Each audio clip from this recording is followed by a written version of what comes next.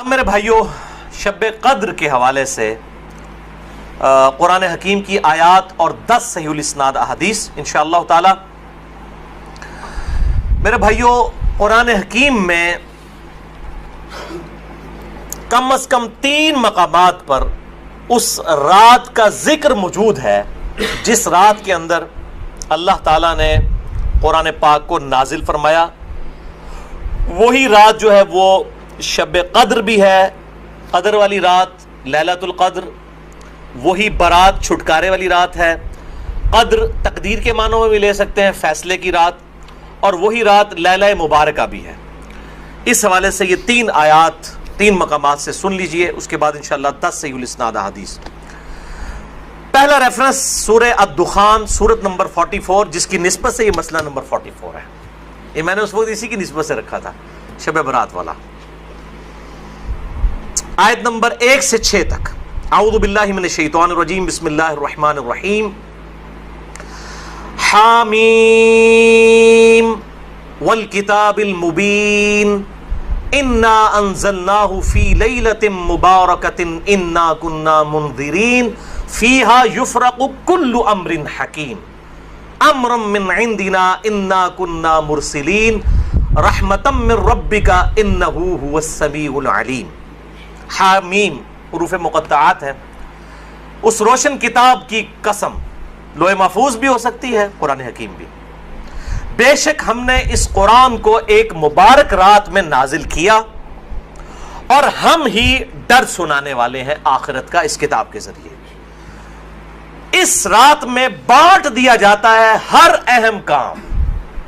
وہ جو کہتے ہیں جی وہ شب برات میں، وہ شب قدر کے بارے میں تمام کام ہماری طرف سے ہوتے ہیں اور ہم ہی فرشتوں کو بھیجنے والے ہوتے ہیں، یعنی اس میں فرشتے بھی نازل ہوتے ہیں۔ رحمت ہے تمہارے رب کی طرف سے، بے شک وہ سننے والا اور علم والا ہے۔ اچھا، اب ظلم یہ کیا گیا، انہوں نے کہا یہ جو ہے وہ شب برات کے بارے میں آیات ہے، اندازہ کریں۔ اب وہ شب برات کے بارے میں تو قرآن تو شب برات میں نازل نہیں ہوا، انہوں نے کہا نہیں جی قرآن 2 بار نازل ہوا ہے، ایلو سامو، یعنی ایک جھوٹ کو چھپانے کے لیے دوسرا جھوٹ۔ کہتے ہیں جی ایک دفعہ قرآن جو ہے وہ لوح محفوظ سے پہلے آسمان میں نازل ہوا ہے، تو وہ جو نازل ہوا تھا نا وہ ہوا تھا شب برات میں، اور جو پہلے آسمان سے دنیا میں نازل ہوا ہے وہ شب قدر میں ہوا ہے۔ اب یہ کہاں لکھا ہوا ہے، کس جگہ پہ لکھا ہوا ہے؟ ایون جو آپ روایتیں بھی ضعیف پیش کرتے ہیں شب برات کے حوالے سے، ان میں بھی یہ موجود نہیں ہے کہ اس کے اندر قرآن نازل ہوا ہے۔ لیکن ایک جنہوں کہتے ہیں چھڑ دیتی ہے سمالون، تو یہ بات مشہور کر دیتے ہیں، حالانکہ اس کی کوئی اصل نہیں ہوتی ہے۔ قرآن خود اس کی حفاظت کر رہا ہے۔ قرآن کہہ رہا ہے کہ ہم نے اس قرآن کو ایک بابرکت رات میں نازل کیا۔ اب قرآن سے پوچھیں کہ وہ رات کہاں ہے، وہ ہے اگلا ریفرنس سورۃ البقرہ آیت نمبر 185۔ شہر رمضان الذی انزل فیہ القرآن ھدی للناس وبینات من الھدی والفرقان۔ رمضان کا مہینہ وہ ہے جس میں ہم نے القرآن نازل کیا، جس میں ہدایت ہے اور اس میں ہدایت کے روشن دلائل اور یہ الفرقان، حق اور باطل میں تمیز کرنے والی کتاب ہے۔ فائنل ٹیسٹمنٹ ہے، اس اولڈ ٹیسٹمنٹ اور نیو ٹیسٹمنٹ کے بعد یہ فائنل ٹیسٹمنٹ۔ تو اب اگر وہ رات رمضان کے مہینے میں ہے تو وہ پھر شب برات وہ والی نہیں ہوگی۔ شب برات جو ہے وہ شب برات، شب قدر ہی شب برات ہے، یہی شب مبارکہ ہے۔ تیسرا ریفرنس قرآن حکیم کی مکمل سورت ہے، سورۃ القدر، سورت نمبر 97 پارہ نمبر 30 میں۔ انا انزلناہ فی لیلۃ القدر، بے شک ہم نے اس قرآن کو تقدیر کے فیصلوں والی رات میں نازل کیا۔ وما ادراک ما لیلۃ القدر، اور تمہیں کیا ادراک ہے، تمہیں کیا پتا کہ یہ لیلۃ القدر کیسی رات ہے۔ لیلۃ القدر خیر من الف شہر، یہ وہ رات ہے جو کہ 1000 مہینوں سے افضل ہے، یعنی قمری اعتبار سے آپ سمجھ لیں کوئی 84-85 سال، اور سولر ایئرز کے اعتبار سے 82 سال کی عبادت سے بہتر ہے اس رات میں عبادت کرنا۔ تنزل الملائکۃ والروح فیہا باذن ربہم من کل امر، اس میں فرشتے نازل ہوتے ہیں اپنے رب کی جانب سے تمام اہم کام لے کر۔ وہی فیہا یفرق کل امر حکیم۔ دیکھیں قرآن کے پیچھے قرآن کی آیات، قرآن کی سب سے بیسٹ تفسیر وہ ہے جو قرآن سے کی جائے۔ سلام، یہ رات سراپا سلامتی ہے، ہی حتی مطلع الفجر، اور یہ سلامتی ہے فجر کا وقت شروع ہونے تک، طلوع فجر تک۔ ویسے تو بخاری و مسلم کی میں نے حدیث بیان کی کہ پورا سال ہی آخری تہائی رات میں اللہ تعالیٰ کی طرف سے ندا آتی ہے، لیکن اس کی خصوصیت یہ ہے کہ مغرب کا وقت شروع ہونے سے لے کر طلوع فجر تک یہ پوری کی پوری رات اللہ تعالیٰ کی طرف سے خاص رات ہے، جس میں فرشتے نازل ہوتے ہیں، اہم کام بانٹے جاتے ہیں، تقدیر کے فیصلوں کی رات ہے۔ تو یہی شب قدر ہے، یہی شب برات ہے، یہی لیلہ مبارکہ ہے، یہ سارے کے سارے نام اسی پہ فٹ بیٹھتے ہیں۔ اب آخر میں 10 صحیح الاسناد احادیث اور 10 کی 10 جو ہیں وہ میں مشکات سے ان کے نمبرز بھی بتا دوں گا، اور بخاری اور مسلم پرائمری بکس کے نمبر نہیں بتاؤں گا، مشکات کے نمبر بتاؤں گا جو انسائکلوپیڈیا آف حدیث ہے۔ پہلی حدیث صحیح بخاری صحیح مسلم دونوں میں ہے، مشکات میں ہے 1958۔ آپ صلی اللہ علیہ وآلہ وسلم نے فرمایا، جو شخص ایمان اور احتساب کے ساتھ، احتساب کہہ دیں گے آپ 3 چیزوں کو جوڑ کے، اخلاص، ثواب اور اصلاح نفس، جو ایمان اور احتساب کے ساتھ رمضان کے مہینے کے روزے رکھ لے، اللہ تعالیٰ اس کے سابقہ سارے گناہوں کی مغفرت فرما دے گا۔ اور جو ایمان اور احتساب کے ساتھ رمضان کی راتوں کا قیام کر لے، یعنی تراویح قیام اللیل کر لے، اس کے بھی سابقہ سارے گناہ معاف ہو جائیں گے۔ اور جو ایمان اور احتساب کے ساتھ لیلۃ القدر کا قیام کر لے، اس کے بھی سابقہ سارے گناہ معاف، لیکن صرف چھوٹے گناہ، کبیرہ گناہ صرف توبہ سے معاف ہوتے ہیں، چھوٹے گناہ تو آٹومیٹکلی معاف ہو جاتے ہیں نیک اعمال کرنے سے۔ اس کے ثبوت میں وہ حدیث ہے صحیح مسلم کی جو مشکات میں ہے 564۔ آپ صلی اللہ علیہ وآلہ وسلم نے فرمایا، اگر کبیرہ گناہوں سے بچا جائے تو 5 نمازیں، ایک نماز سے دوسری نماز تک، ایک جمعے سے دوسرا جمعہ، اور ایک رمضان سے دوسرا رمضان، درمیان کے تمام گناہوں کا کفارہ بن جائیں گے اگر کبیرہ سے بچا جائے۔ تو نماز چھوڑنا خود ہی کبیرہ، ورنہ لوگ کہیں جی کہ رمضان ہی پڑھ لو، دوسرے رمضان وشکالی پار، کیوں؟ صحیح مسلم میں حدیث ہے، مشکات میں ہے 569 کہ بندے کے کفر اور اسلام، شرک اور اسلام کے درمیان فرق نماز ہے۔ یہ اتنا کبیرہ گناہ ہے کہ بندے کے کفر اور اسلام کا فرق ہے۔ تو جو کبیرہ گناہ کر رہا ہے نماز والا، اس کا کیسے ایک جمعے سے دوسرا جمعہ کفارہ بن سکتا ہے، یا ایک رمضان سے دوسرا رمضان کفارہ بن سکتے ہیں؟ دوسری حدیث بھی بخاری اور مسلم سے ہے، مشکات میں 2083۔ آپ صلی اللہ علیہ وآلہ وسلم نے فرمایا، شب قدر کو رمضان کے آخری عشرے کی تاک راتوں میں تلاش کرو، 21ویں، 23ویں، 25ویں، 27ویں اور 29ویں۔ تیسری حدیث بھی بخاری اور مسلم سے ہے، اور مشکات میں اس کا نمبر ہے 2086۔ آپ صلی اللہ علیہ وسلم نے رمضان کا پہلا عشرہ اعتکاف کیا، پھر دوسرا عشرہ بھی اعتکاف کیا، پھر سر مبارک خیمے سے باہر نکالا اور کہا کہ میں نے پہلا عشرہ اعتکاف کیا تھا شب قدر کی تلاش میں، لیکن مجھے نہیں ملی، دوسرے میں بھی نہیں ملی۔ پھر ایک فرشتے نے آ کے مجھے خبر دی کہ اس کو آپ آخری عشرے میں تلاش کریں، اگر تم میں سے کوئی اعتکاف میرے ساتھ کرنا چاہتا ہے تو کر لے۔ اور پھر آپ صلی اللہ علیہ وآلہ وسلم نے فرمایا، مجھے خواب میں وہ رات دکھا دی گئی، اور اس میں مجھے رات میں وہ خواب میں دکھائی گئی، لیکن پھر مجھے بھلا دی گئی۔ سنقرئک فلا تنسى الا ما شاء اللہ، اے نبی ہم تمہیں پڑھائیں گے، تم کبھی نہیں بھولو گے مگر جب اللہ چاہے گا۔ بھلا دی گئی، اور اس کیوں بھلائی گئی وہ آگے بخاری کی حدیث بھی آ جائے گی۔ پھر بھلا دی گئی۔ بہرحال مجھے ایک بات یاد ہے کہ اس رات صبح کے وقت جب میں فجر کی نماز پڑھ رہا ہوں گا تو میرے ماتھے پر کیچڑ کا نشان ہوگا، یہ آپ کو خواب میں دکھایا گیا۔ اور اسی حدیث میں الفاظ ہیں کہ 21ویں رات جب آئی، یعنی 20ویں اور 21ویں روزے کی درمیانی رات، اس میں جب آپ نے 21ویں روزے کی جب فجر پڑھی تو اس رات کافی بارش ہوئی، مسجد نبوی کی چھت ٹپکنے لگی، اور ظاہر ہے کہ قالین وغیرہ تو نہیں ہوتے تھے، مٹی پہ ہی نماز پڑھی جاتی تھی، یہی افضل ہے۔ لہٰذا اہل تشیع کا پارشلی مقدمہ اس حوالے سے مضبوط ہے کہ مٹی پہ ہی سجدہ ہونا چاہیے۔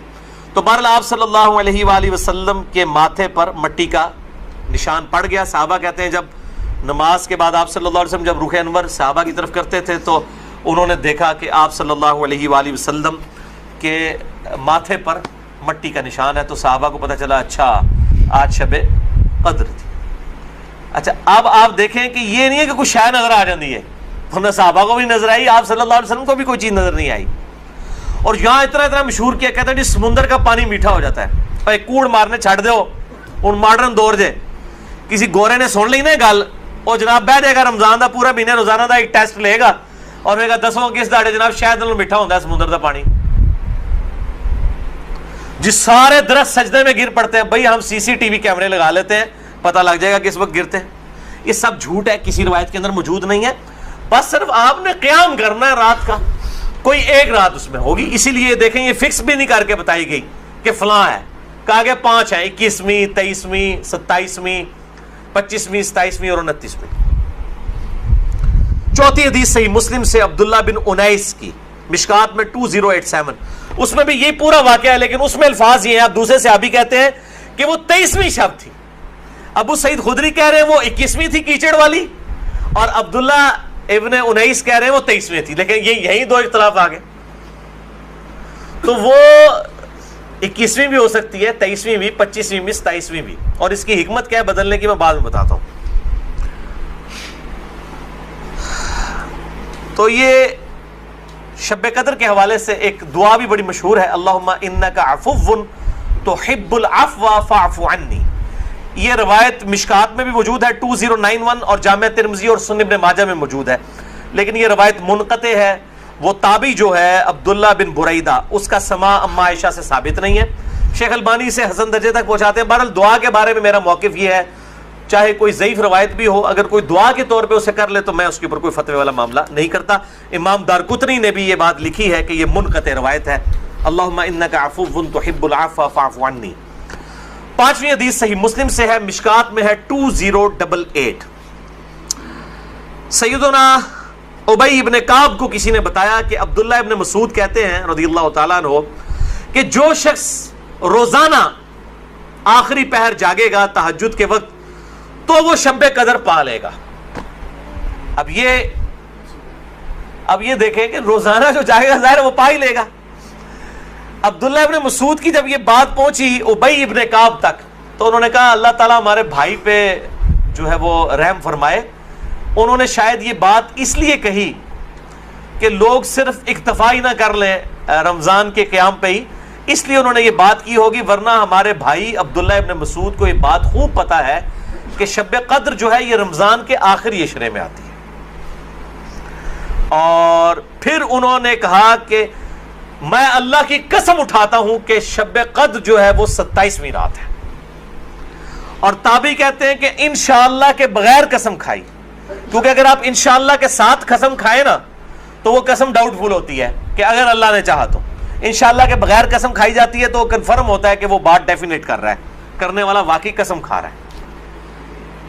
تو پھر پوچھا گیا آپ کو کیسے پتا ہے کہ 27ویں ہے؟ انہوں نے کہا اس لیے کہ آپ صلی اللہ علیہ وآلہ وسلم نے ہمیں نشانی بتائی ہے کہ اس رات جب سورج صبح کے وقت طلوع ہوتا ہے تو بغیر شعاؤں کے ہوتا ہے، یعنی بالکل ٹکیاں نکلتی ہے. اور ویسے تو عموماً ویسے بھی ٹکیاں نکلتی ہے، لیکن وہ شاید زیادہ دیر تک کے لیے ٹکیاں رہتی ہے.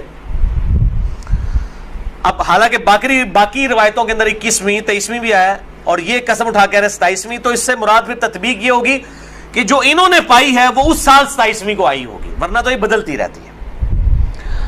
6ٹھی حدیث صحیح بخاری سے مشکات میں 2095 کہ آپ صلی اللہ علیہ وآلہ وسلم شب قدر کا دن بتانے کے لیے کہ آپ کون سی رات کو یہ آئے گی باہر تشریف لائے تو 2 مسلمان آپس میں جھگڑ رہے تھے. یہ جھگڑنے کی نحوست دیکھیں. آپ صلی اللہ علیہ وسلم بھول گئے اور آپ نے فرمایا کہ مجھے اللہ نے بتائی تھی وہ رات لیکن پھر مجھے بھلا دی گئی، سنقرئک فلا تنسى الا ما شاء اللہ. اور پھر آپ نے فرمایا کہ اس وجہ سے بھلائی گئی کہ یہ 2 مسلمان آپس میں جھگڑ رہے تھے، اور پھر کہا ہو سکتا ہے کہ اللہ کی اسی میں بہتری ہو، یہ بھی ساتھ کہہ دیا، ورنہ انہوں 2 مسلمانوں نے لوگ قیامت تک کوستے رہتے. بھائی اللہ نے بتانا ہوتا تو بعد میں بتا سکتے، اللہ کے لیے تو کوئی مسئلہ نہیں تھا، اسی میں بہتری ہو، اور یہ واقعی بہتری ہے. اور پھر فرمایا اب تم اسے 21ویں 23ویں اور 25ویں میں تلاش کرو. اب یہاں 27ویں 29ویں کا ذکر کوئی نہیں ہے، وہ الگ سے حدیث میں. تو حکمت یہ ہے بیسیکلی اس کو ڈیفرنٹ کرنے میں تاکہ لوگ یہ پورا عشرہ جو ہے وہ اہتمام کریں. دوسرا لوگ کہتے ہیں جی جس رات میں قرآن نازل ہوا تھا وہ ہوگی تو کوئی ایک ہی رات نا، یا 21ویں ہوگی. یہ تو نہیں ہے کہ 14 اگست اس دفعہ جو ہے 14 اگست کو آئے تو اگلی دفعہ 14 اگست جو ہے وہ 21 اگست کو آ جائے. اس طرح تو نہیں ہوگا. 14 اگست تو 14 اگست کو ہی آئے گا. تو یہ کیا وجہ ہے کہ قرآن جس رات میں نازل ہونا شروع ہوا وہ تو یا 21ویں تھی یا 23ویں تھی یا 25ویں یا 27ویں یا 29ویں, تو اگلے سال بھی وہی ہونی چاہیے. تو یہ دنیاوی اعتبار سے تو یہ بات بالکل ٹھیک ہے. لیکن جب اللہ تعالیٰ نے اس کی سیلیبریشن اس طرح کر دی ہے کہ اس سال میں اس کی سیلیبریشن کروں گا 21ویں کو, اگلے سال 23ویں کو, اس سے اگلے سال 27ویں کو, اس سے اگلے سال پھر شاید 21ویں کو ہو جائے, پھر کبھی 29ویں کو, تاکہ یہ روٹیٹ کرتی رہے, مسلمانوں کا شوق برقرار رہے. اس میں نظر کچھ نہیں آنا ہوتا, بس قیام کرنا ہوتا ہے. اللہ تعالیٰ 82 سال کی عبادت کا ثواب لکھ دے گا. اور اس کا آسان طریقہ میں آپ کو اینڈ پہ 2 حدیثیں بتا دوں گا سست الوجود لوگوں کے لیے انشاءاللہ میرے جیسے. 7ویں حدیث بھی بخاری اور مسلم دونوں میں ہے, مشکات میں 2090. اما عائشہ کہتی ہیں کہ جب رمضان کا آخری عشرہ ہوتا تو آپ صلی اللہ علیہ وسلم عبادت کے لیے کمر بستہ ہو جاتے, خود بھی راتوں کو جاگتے اور اپنے گھر والوں کو بھی جگایا کرتے. اللہ تعالی ہمیں بھی اس سنت پر عمل کرنے کی توفیق عطا فرمائے, آمین. 8ویں حدیث صحیح مسلم سے ہے, مشکات میں 2089. اما عائشہ رضی اللہ تعالیٰ عنہ کہتی ہیں کہ آپ صلی اللہ علیہ وسلم جس قدر رمضان مبارک کے آخری عشرے میں عبادت اور سخاوت والا معاملہ کرتے تھے, پورا سال کبھی ایسا نہیں کرتے تھے, اس آخری عشرے میں خصوصاً. 9ویں حدیث تو ہے ہی بالخصوص پرٹیکولرلی اعتکاف کے حوالے سے, اور اعتکاف بھی بیسیکلی شب قدر کی تلاش کے لیے ہوتا ہے. کم از کم وہ 10 دن مسجد میں ٹکا تو رہے گا نا. چلو ستے ہی لب گئی, مسجد ہی تو مل جائے گی نا انہوں شب قدر, اور کوئی نہیں تو لوگ فجر اور عشاء کی نماز ہی جماعت سے پڑھا دیں گے. خراٹے لے رہے ہوں تو اعتکاف والوں کی تو ویسے ہی شامت آئی ہوتی ہے بیچاروں کی. اعتکاف والوں کو تو رات کو بھی نہیں سونے دیتے, اور درس بھی مجبوراً بیچارے اعتکاف والوں کو ہی سننا پڑتا ہے. تو بخاری اور مسلم میں حدیث ہے, مشکات میں 2097. اما عائشہ رضی اللہ تعالیٰ عنہ کہتی ہیں کہ آپ صلی اللہ علیہ وسلم رمضان کے آخری عشرے کا اعتکاف فرمایا کرتے تھے یہاں تک کہ آپ کی وفات ہو گئی. ہر سال اعتکاف کرتے تھے آپ صلی اللہ علیہ وآلہ وسلم. یہ سنت موقدہ کفایہ ہے, چند لوگ کر لیں تو باقیوں کی طرف سے ادا ہو جائے گی. اور پھر آپ صلی اللہ علیہ وسلم کی وفات کے بعد آپ کی بیویاں بھی مسجد نبوی میں اعتکاف کیا کرتی تھی. لیکن اسی کانٹیکسٹ میں بخاری مسلم میں حدیث ہے, ایک دفعہ آپ صلی اللہ علیہ وآلہ وسلم نے جو ہے وہ مسجد نبوی میں اعتکاف کے لیے خیمہ لگایا. کسی ایک بیوی نے آ کے خیمہ لگایا, پھر دوسری نے بھی وہ سوکن والا سلسلہ کرتے کرتے کئی خیمے لگے. آپ نے ساروں کے کھڑوا کے اپنا بھی کھڑوا دیا. اس سال آپ نے اعتکاف ہی نہیں کیا. پھر آپ نے اگلے سال صحیح بخاری میں آتا ہے 20 دن کا اعتکاف کیا, اور وہ آپ کا آخری سال تھا.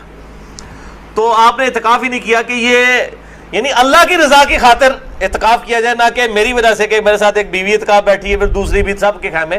اس سے یہ بات پتہ چلی کہ مسجد نبوی میں اعتکاف عورتیں کیا کرتی تھی, اور مسجد میں اعتکاف آج بھی مسجد نبوی میں اور بیت اللہ شریف میں اعتکاف ہوتا ہے. بل اس حوالے سے میرا موقف تھوڑا اب لینیٹ ہو چکا ہے. اب جو پرفتن دور ہے جس کے اندر یہ موبائل کیمرے اور ویڈیوز اور سیکیورٹی تقریباً ختم ہو چکی ہے مسجدوں کی, اس صورتحال میں اگر عورتیں گھروں میں اعتکاف کر لیں تو اجتہاداً اس میں بھی کوئی حرج نہیں ہے, کیونکہ مسجدیں جو ہے آج کل عورتوں کے اعتکاف کے اعتبار سے خطرے سے خالی نہیں ہے. جیسا کہ یہ موبائل فون ہے, اور لوگوں کی اگلے دن بھی اخبار میں خبر آئی تھی, وہ تصویر کسی کی چڑھا دی, اس طریقے سے اس عورت نے خودکشی کر لی. اس قسم کے واقعات ہوتے ہیں. لہٰذا اس میں میرا خیال ہے اہل حدیث جو سختی کرتے ہیں وہ نہیں کرنی چاہیے. حنفیوں کا موقف مجھے مضبوط لگتا ہے, خصوصاً اس دور کے اعتبار سے. میں حرام نہیں کہہ رہا, مسجد میں بیٹھنا بہتر ہے, مسجد نبوی شریف میں جہاں پہ سیکیورٹی ہے بیٹھیں, لیکن ہمارے ملک کے اندر میں نہیں سمجھتا کہ سوائے چند ایک جگہوں کے اس طرح کی سیکیورٹی اویلیبل ہو. جہاں پہ ہو ضرور کریں. لیکن عورت نفلی روزہ اور اعتکاف اپنے خاوند کی مرضی کے بغیر نہیں کر سکتی, ذرا یہ ذہن میں رکھیے گا. 10ویں حدیث جامعہ ترمذی میں ہے, سنن ابی داؤد میں ہے, سنن ابن ماجہ میں, مشکات میں 2102. انس ابن مالک کا بیان ہے کہ آپ صلی اللہ علیہ وسلم رمضان کے آخری 10 دن میں اعتکاف فرمایا کرتے تھے, لیکن ایک سال نہ کر سکے تو اگلے سال 20 دن کا اعتکاف فرمایا. وہ ایک سال وہ بیویوں کی وجہ سے ہی نہیں کیا.